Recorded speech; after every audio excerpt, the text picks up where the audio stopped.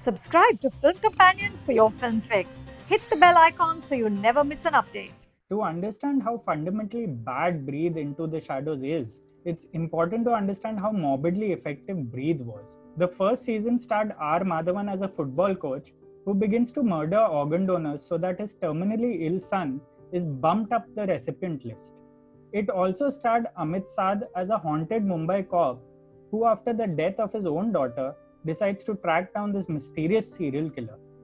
The twisted premise worked, mainly because Madhavan's character turns the series into a morality thriller. The people he kills are innocent, and he does it of his own volition.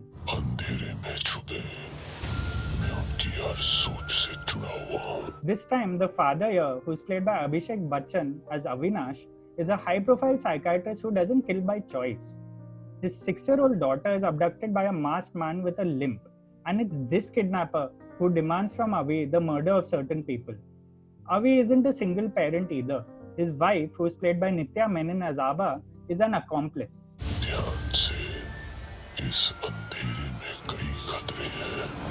As a result, the murders, which are meant to exploit the 10 negative emotions representing Ravan's 10 heads, are far more literal in form. Because what are serious Indian web shows without a mythological hangover? जब तुम मुझे देखोगे आबा, what will you see? A father or a murderer? Secondly, the victims are not innocent. Tacky flashbacks soon reveal that each of them has made a mistake in the past, which makes the motive personal. This caters to India's inherently tribal belief that revenge is justice. In short, they deserve their gruesome fates. This robs the plot of any opportunity to challenge the viewer's moral core. And who did all he could to save his family. Thirdly, the writers somehow amplify the few flaws of the first season by doubling down on the tangents and supporting characters. So now Inspector Kabir has not one but two unnecessary sub-inspectors, so that their goofy banter can keep the viewers up to speed about the case. Then there's an annoyingly optimistic wheelchair-laden girl who's played by Plabita Bhotakur, who serves as Kabir's distraction in Delhi. Her only brief seems to be like Geet, but paralyzed. There's a totally inconsequential female inspector who's played by Shraddha Kaul, who only exists to sit in her boss's office, judge Kabir with her eyes, and handle media briefings. And last but not least, there's a sex worker who's played by a striking Siamese hair that the series only remembers to utilize in the last few episodes.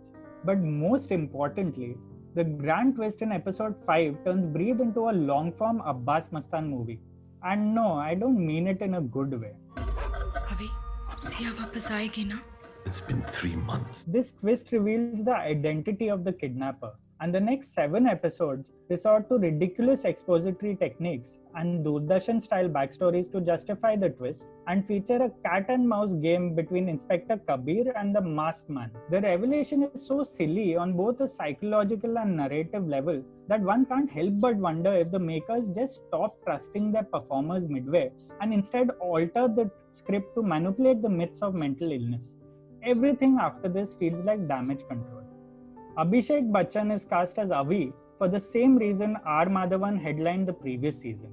He has a kind face and a gentle voice that belies the powers of a psychiatrist who plays mind games. Yet the role is beyond him, for reasons that have more to do with the binary character arc than his own artistic limitation. Psychiatrist हूँ और एक psychiatrist से better mind games. कौन समझ सकता है? Nitya Menon and Amit Saad have fascinating screen presence, but there's only so much they can do in a whirlpool of 80s Bollywood tropes.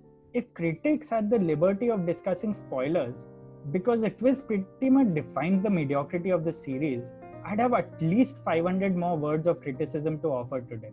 But maybe it's best to stop at saying that the best thing about season 2 of Breathe is season 1 of Breathe.